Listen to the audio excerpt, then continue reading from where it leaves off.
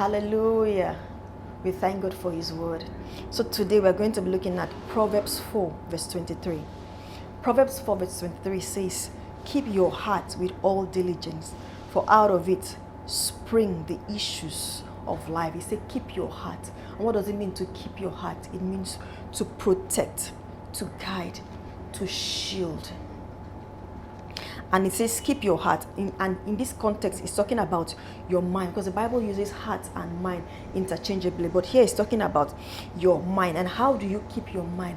It's by being conscious of what you let into your mind. It's by being conscious of what you feed your mind. And there are several ways we get information. There are several ways we get things into our mind.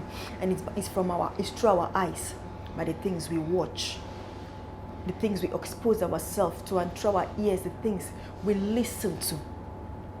That's why we're supposed to guide our mind jealously by filtering the things we watch, filtering the things we listen to, because it's not everything that we should watch, it's not everything that we should listen to, because whatever it takes that we feed our mind on, that is what it begins to produce. Whatever we feed our mind on, that is what we produce, and that is who we become. Whatever it is you look at, whatever it is you listen to, it begins to build you. It begins to build character in you. It begins to build your person, and that is who you become. If we feed our mind on positive things, we begin to produce positive results. If we feed our mind on negative things, we begin to produce negative results. So we're supposed to feed our mind on things that build us up, things that edify us, things that impact our lives.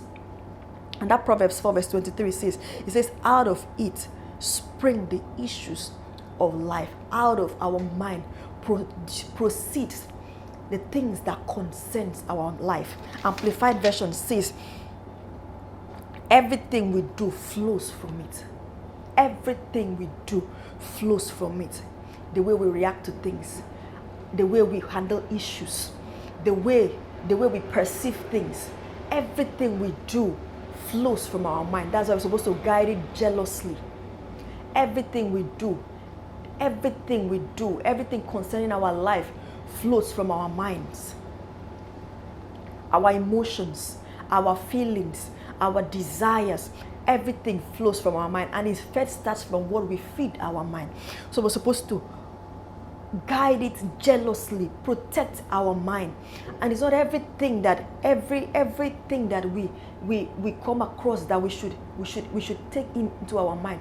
Just like food we eat, we don't eat everything. It's not every junk thing we see. We don't feed our body with poison. So why should we feed our mind with things that corrupt our mind, with poison that will produce bad results, bad fruits in our lives? And what are the things that we're supposed to focus our mind on?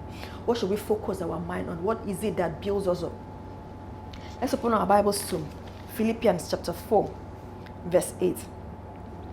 Philippians 4, verse 8 says, "Finally, brethren, whatsoever things are true, whatsoever things are honest, whatsoever things are just, whatsoever things are pure, whatsoever things are lovely, whatsoever things are of good report, if there be any virtue, if there be any praise, think of these things." These are the things that we're supposed to feed our mind. Things that are true, not things that are deceptive. Not feed our mind on lies and on deception. The things that are noble, honest, and honorable things, we feed our mind on them. Things that are just, things that are morally right, things that are pure, things that are clean, not things that will corrupt our mind, not things that will bring evil and negative things into our mind. He said things are of good report, things that are dignifying, things that don't bring shame, things that dignify us, honorable things.